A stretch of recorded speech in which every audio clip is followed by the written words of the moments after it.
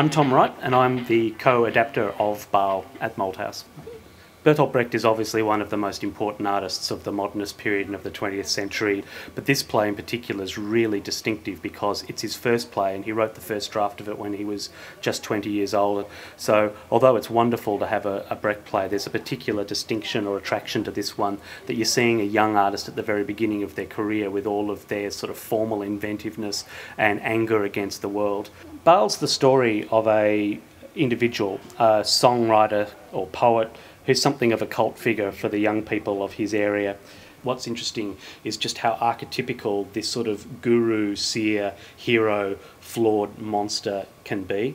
It's really interesting when you talk about Baal in the room in terms of the way the character sort of powers through the play. It anticipates things like the effect Jim Morrison had in the early days of The Doors and the way in which he utilised his sort of poetic and shamanistic and sexual power. And we've talked a bit about Charlie Manson and the way in which he was able to, through the force of his personality there with the Manson family, start something that initially seemed kind of idyllic and sort of sexually liberating, and by the end became something horrific and ended in homicide and despair.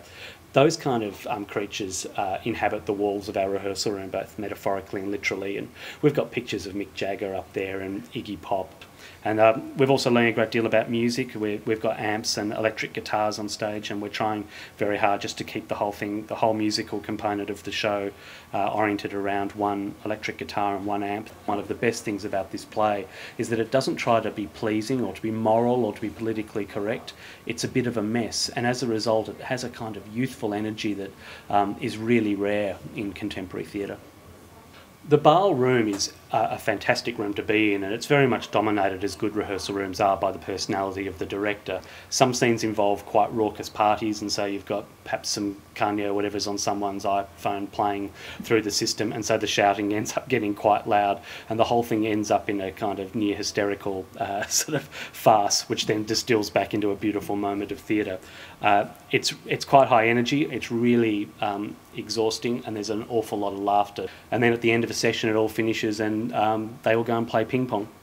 It's obviously early days when you're in the middle of rehearsal, but I've got a feeling what Baal will end up feeling like is part sort of mesmeric gig, part rave, and part really interesting discussion on the idea of what it is to be an artist and sort of what the responsibilities involve.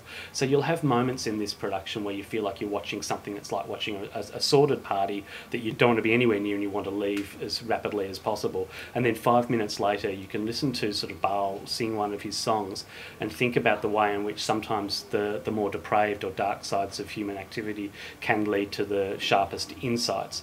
And so there will be something seductive about its quality, but there'll also be something kind of alarming. There's a beautiful and deliberate offensiveness to it all.